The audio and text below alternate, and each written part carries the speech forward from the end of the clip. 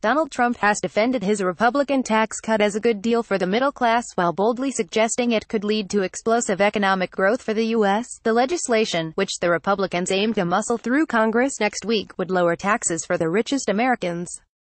Benefits for most other taxpayers would be smaller, but the president attempted to sell the bill as a Christmas present for middle-class Americans in part because it would trigger job growth.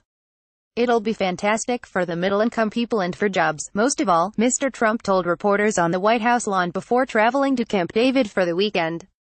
And I will say that because of what we've done with regulation and other things, our economy is doing fantastically well, but it has another big step to go and it can't take that step unless we do the tax bill. He also predicted the legislation would cause the economy to soar beyond its current 3% rate of growth.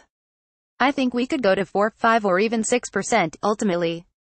We are back. We are really going to start to rock. Many economists believe that attaining consistent 4% or 5% annual growth would be challenging.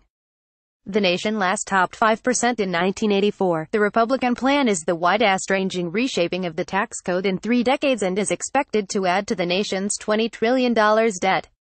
The tax cuts are projected to add $1.46 trillion over a decade. Under the bill, today's 35% rate on corporations would fall to 21%, the crown jewel of the measure for many Republicans. Mr. Trump and Republican leaders had set 20% as their goal but added a point to free money for other tax cuts that won over wavering lawmakers in final talks.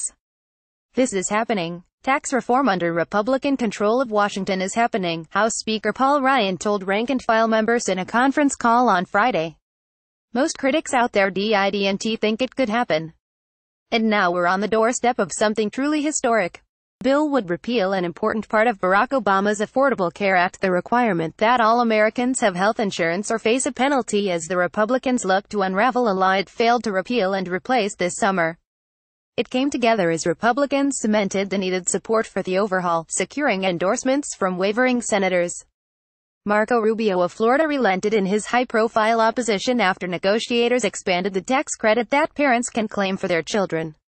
He said he would vote for the measure next week.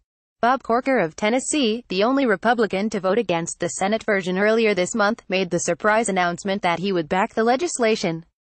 Mr. Corker, chairman of the Senate Foreign Relations Committee, has repeatedly warned that the nation's growing debt is the most serious threat to national security. I realize this is a bet on our country's enterprising spirit, and that is a bet I am willing to make, he said. The bill embodies a long-standing Republican philosophy that a substantial tax break for businesses will trigger economic growth and job creation for Americans in a trickle-down economy.